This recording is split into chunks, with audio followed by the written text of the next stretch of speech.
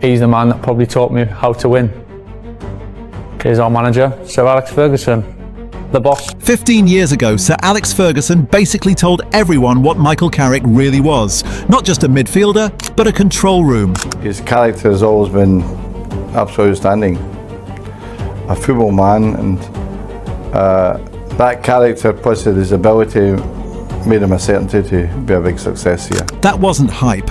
That was a warning, because Carrick didn't win games the loud way. He won them by removing chaos. It's a lovely pass from Carrick, taken in his stride, and Manchester United hit the front. And Ferguson saw it so clearly that years later, he'd go even further. Michael Carrick is the best English centre midfield player, the best English player in the game. Fast forward to now, and the quiet midfielder has become the man trusted with the biggest dressing room in England. It's fantastic to be here. It's a great feeling for me to be in this position. You know, I think played different roles for this club and learned to fall in love with the club for so long, and it's a massive part of my life. On 13th January 2026, Manchester United appointed Carrick as head coach until the end of the 2025/26 season. The same Carrick who played 464 games for the club and won everything from the Premier League to the Champions League.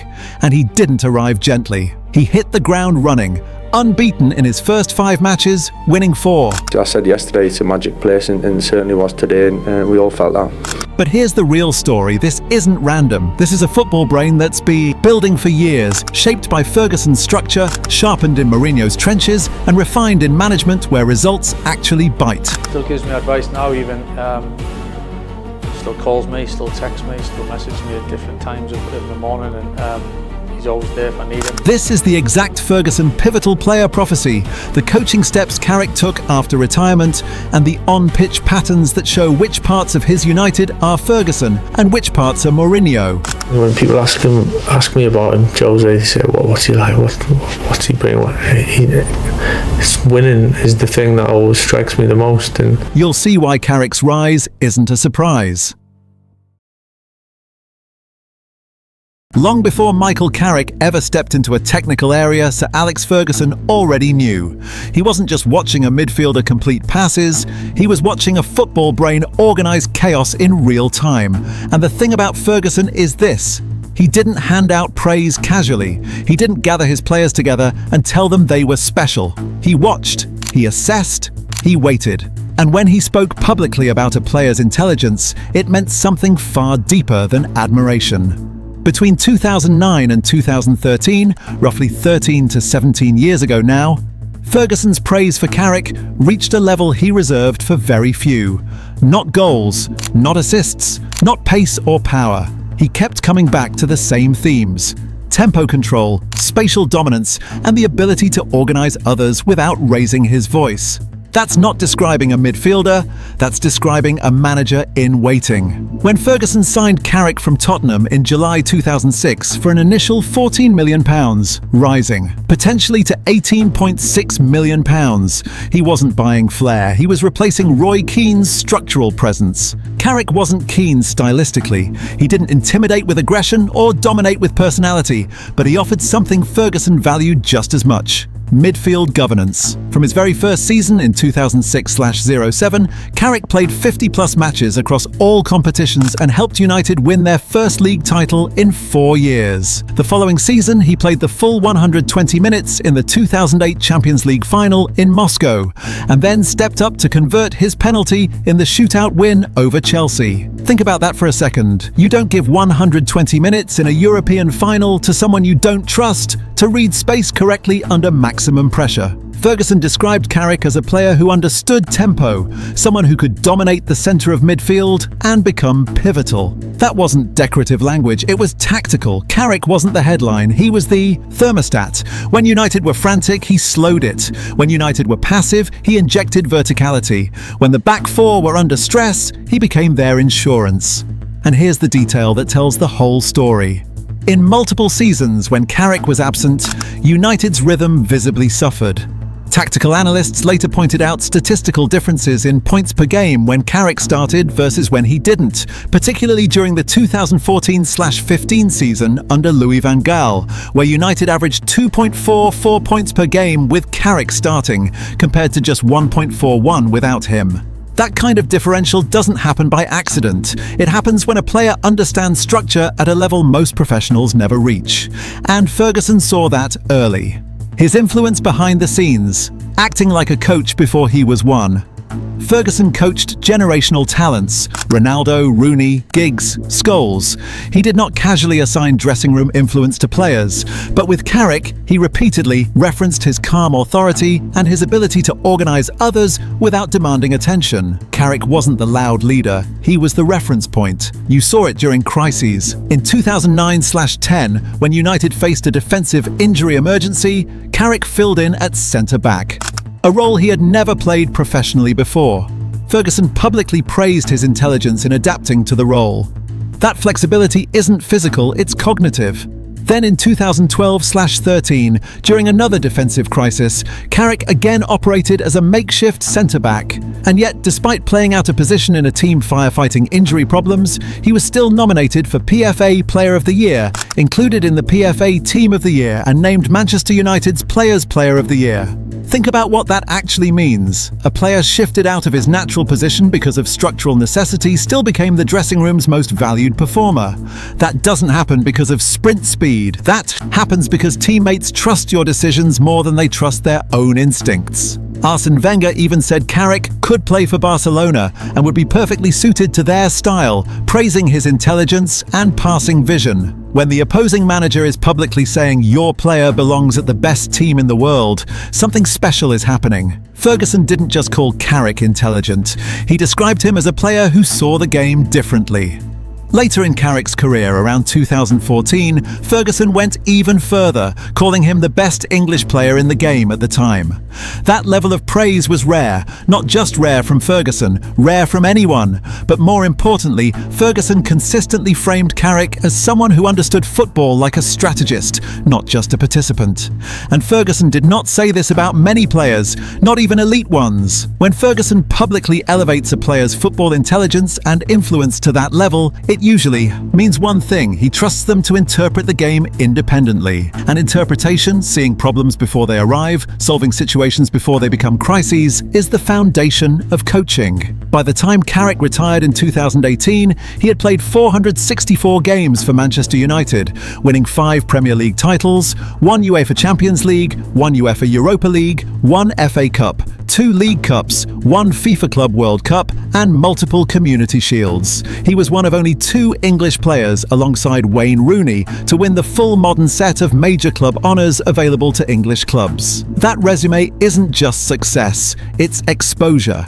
Carrick experienced title races, European finals, tactical evolutions, injury crises, dressing room transitions, and managerial changes, from Ferguson to David Moyes to Louis van Gaal to Jose Mourinho. And throughout all of it, one thing remained constant. When United needed calm, Carrick was central. Ferguson did not publicly frame many players as pivotal in the structural sense. He didn't hand out that responsibility lightly. Between 2009 and 2013, Ferguson's strongest praise of Carrick was never about goals or assists. It was about dominance of space, control of tempo, leadership without volume, and understanding without ego. That's not just describing a midfielder, that's describing a manager in waiting. Long before Carrick wore a suit on the touchline, Ferguson was already telling us what he was watching. Not just a player passing the ball, but a football mind organising 21 other players without anyone noticing. And when you understand that, his coaching journey stops looking like a surprise. It starts looking inevitable. When Michael Carrick retired, he didn't become a coach in the vague, ceremonial way ex-players sometimes do. He took the hard route, learn inside elite staff rooms, absorb contrasting ideologies, then stress test his own ideas in a job where the table punishes you every Saturday. This is is the timeline, but more importantly, it's the football education behind the timeline. What he was doing, what he was learning, and where you can already see the manager forming in front of you. Carrick's last season as a player in 2017/18 already had one foot in coaching. Jose Mourinho publicly expected Carrick to retire at the end of that season and move into a first-team coaching role. And crucially, this wasn't a last-minute idea. Reporting at the time noted Carrick had been working toward his UEFA A licence and coaching with United's academy before stepping into a full first-team role. That matters because it tells you Carrick didn't see coaching as the next job. He treated it as a qualification pathway. When the 2017/18 season ended, United's staff reshuffle was explicit. Assistant Rui Faria left, and Carrick and Kieran McKenna were installed as first-team coaches. What Carrick was learning here? Mourinho's pragmatism, but inside a possession club. Mourinho's United were often a 4-2-3-1 and 4-3-3 hybrid in structure, with the key coaching challenge being game state, when to settle into a mid-block, when to protect the centre, how to control transitions without giving up all initiative. Carrick's value as a coach in that staff was almost self-explanatory. He spent his playing life managing central spaces, double pivots and tempo. Now he was learning how to teach those behaviours to others, and that's not normal. Mourinho was sacked in December 2018. The staff changed, but Carrick stayed in the building and continued under Ole Gunnar Solskjaer. That continuity is significant. Big clubs usually clear out the previous regime's inner circle. Carrick wasn't treated like Mourinho's guy. He was treated like United's guy. In March 2019, Solskjaer was appointed permanently, and Carrick remained part of the coaching staff. What Carrick was learning here, Solskjaer's transition football and man management of a high-variance squad. Ole's best United stretches were defined by rapid vertical breaks, trigger pressing in specific zones, and moments teams rather than total control teams. For Carrick, this was a completely different coaching school from Ferguson and Mourinho. Not control everything, but design the chaos so it benefits you. It's important because later, as a head coach, Carrick becomes the blend. Control first in structure, but willing to accelerate when the picture opens. Solskjaer left on November the 21st, 2021, and Carrick was appointed caretaker. 3 matches, 2 wins and a draw. Unbeaten. But don't just look at the results. Look at what he did strategically. First came Villarreal away in the Champions League on November 23rd. 2021, United won 2-0 through late goals from Ronaldo and Sancho. The story wasn't Carrick ball, it was decision-making. He managed the match conservatively for long spells, protected the scoreline at 0-0, then changed the game late with substitutions as United's energy and spacing improved. First managerial fingerprint: don't chase the game emotionally, control the risk until the opponent cracks. Then came Chelsea away on November the 28th, and this is the Carrick masterclass in pure game state management. United were in a defensive setup designed to stop Chelsea's rhythm. Chelsea dominated possession and shots. Match reports flagged a 24-3 shot count, but United limited the damage and escaped with a 1-1 draw. This wasn't pretty, but it was elite coaching logic. Reduce volatility, deny central access, live with low possession if it keeps the match in a manageable state. That's not small team mentality. That's Mourinho education applied with Carrick restraint. Then on December 2nd, United beat Arsenal 3-2. Analysis at the time highlighted how United built from a 4-2-3-1 using triangles through Fernandes and Ronaldo, drifting to create support structures and play around Arsenal's 4-4-2 block. So within 3 games you already see the range. Villarreal, patience plus late tilt. Chelsea, controlled suffering. Arsenal, 4-2-3-1 triangles and structured build. And then Carrick stepped down and left the club immediately after that Arsenal win.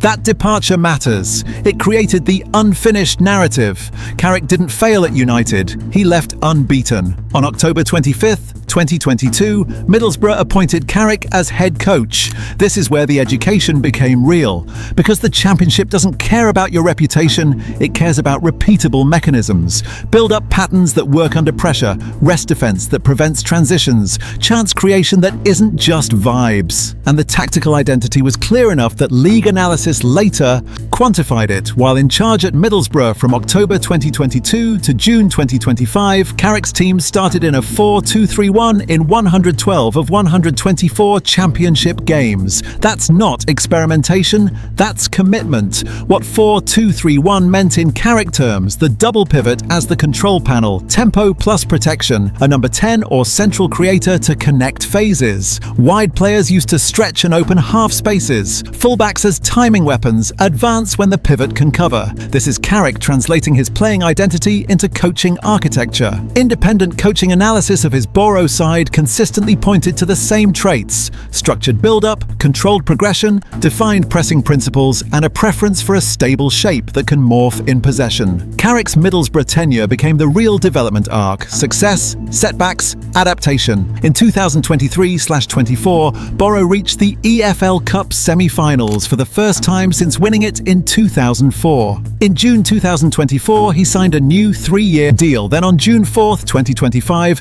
Middlesbrough sacked him after a 10th place finish. The key for this story isn't whether that end looks good or bad. It's what this period gave him that coaching staffs never give you: ownership of a full season plan, mid-season tactical pivots, pressure when form dips, player development under constraint, and the hard trade-offs between structure and freedom. That's how a coach becomes a manager, not by ideas, but by trade-offs. On January 13th, 2026, Manchester United appointed Carrick as interim head coach until the end of the season, and then the early impact spoke immediately. Notable wins over Manchester City 2-0 and Arsenal 3-2, with Carrick emphasising habits, routines and confidence. Classic process over noise management language. The through line from retirement to that January announcement is clear. Mourinho taught him survival, game state discipline and control through compactness. Solskjaer taught him how to handle volatility and unlock transition moments. Middlesbrough forced him to formalise his own structure, and he did it with a near-default 4-2-3-1 identity. The 2021 caretaker run proved he could manage elite matches. So when people say Carrick just stepped into management, that's wrong. He spent 8 years building the manager, qualification work, elite staff rooms, caretaker pressure, then a 3-season stress test in the Championship. That isn't a leap, that's apprenticeship turning into authorship. Michael Carrick is no longer a developing coach finding his feet in the Championship. He is Manchester United's head coach, and the fingerprints are already clear. If you strip away the noise, Carrick's football is built on one central belief: if you control the centre of the pitch, you control the emotional temperature of the game. And you can see that belief clearly in the recent run. The 3-2 win over Fulham, the 2-0 win over Tottenham, and the 1-1 draw at West Ham. This is not random momentum, it's structural. Carrick hasn't introduced something radical, he has introduced something repeatable. His base is a 4-2-3-1, not because it looks good on a tactics board, but because it creates stable reference points under pressure. And it gives him 3 essential pillars. First, the double pivot, the control panel. Carrick's entire philosophy hinges on 2 midfielders operating as a control unit. Their job isn't just to pass, it's to offer the safe first outlet under pressure, protect the centre immediately after possession loss and stagger their positioning so one can step while the other screens. Watch the Fulham game closely. Even when the match became chaotic, goals swinging, momentum shifting, United did not lose their central spacing. The pivot structure stayed intact long enough for United to regain control and eventually score the late winner.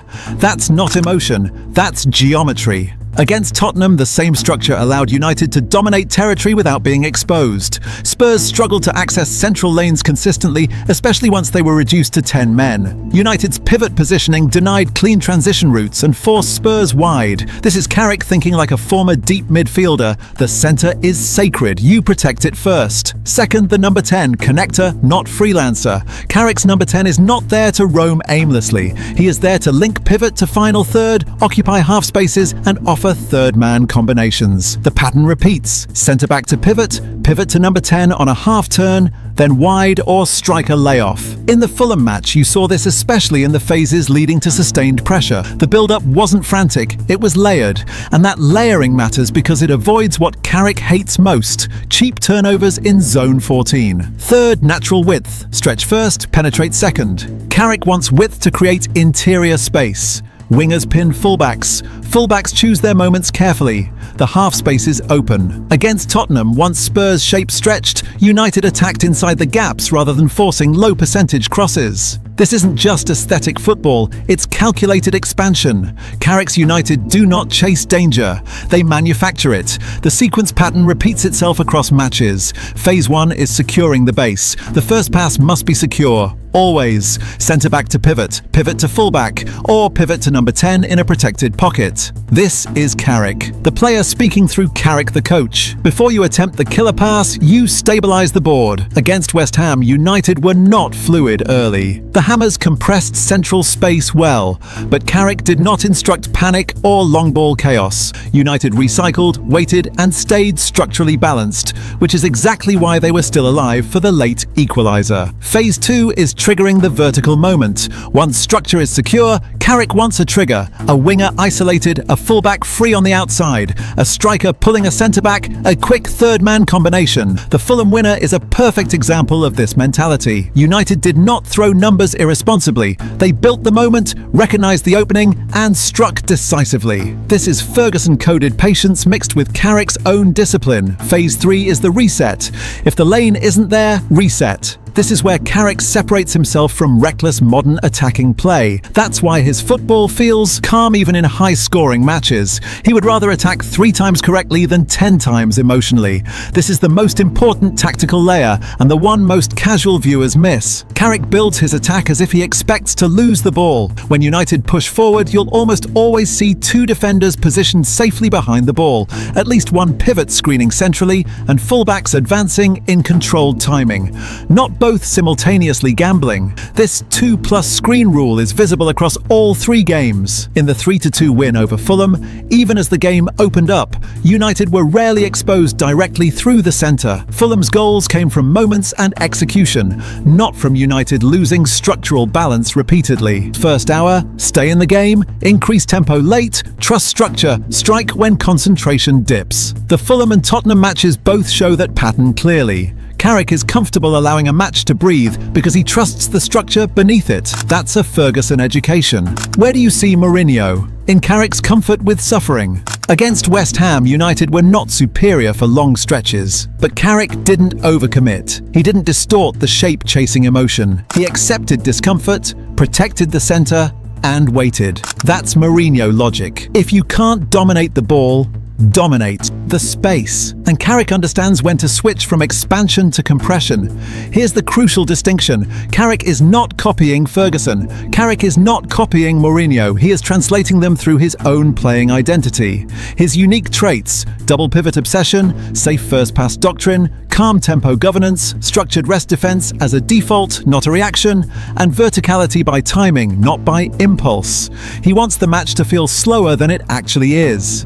And that is the mind of a former deep midfielder. Here's where this becomes fascinating. Carrick's principles clearly work in controlled environments. They stabilised Fulham chaos, they suffocated Tottenham, they kept West Ham manageable. But here's the real tension moving forward. Can Carrick maintain this structural discipline while adding unpredictability against elite opponents who won't allow patient build-up?